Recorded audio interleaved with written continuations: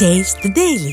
பூந்தமல்லி நகராட்சிக்குட்பட்ட எம்ஜிஆர் நகர் பகுதியில் குடியிருப்புகளை மழைநீர் சூழ்ந்ததால் பொதுமக்கள் வீடுகளை விட்டு வெளியேறி வருகின்றனர். இதுகுறித்த கூடுதல் தகவல்களை நமது செய்தியாளர் சுரேஷ் வழங்க கேட்கலாம்.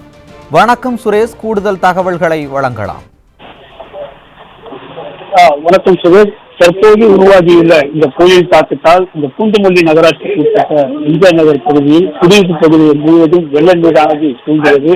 இதன் காரணமாக பொதுமக்கள் வீடுகளை விட்டு வெளியேறக்கூடிய ஒரு அவல நிலையும் தற்போது ஏற்பட்டுள்ளது.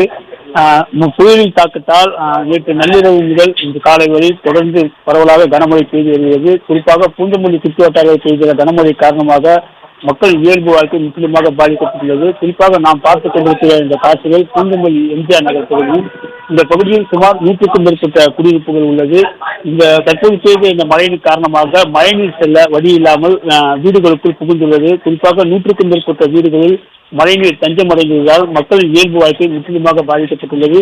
இதனால் மக்கள் வீடுகளை விட்டு வெளியேறக்கூடிய ஒரு அவல நிலையும் ஏற்பட்டுள்ளது. இந்த பகுதியில் மழைநீர் செல்ல வழிவகை செய்ய எடுத்து நகராட்சி நிர்வாகம் எவ்வித நடவடிக்கை எடுக்கவில்லை என்கின்ற குற்றச்சாட்டும் இருந்துள்ளது.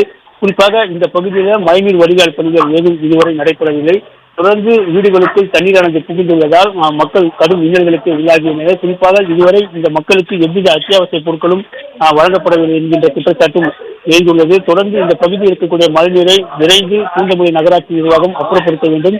தொடர்ந்து இது போன்ற பருவமழை காலங்களில் இந்த மக்கள் இது போன்ற இன்னல்களுக்கு உள்ளாகியுள்ளது ஒரு தொடர்கதையாக இருந்து வருகிறது. நன்றி சுரேஷ்.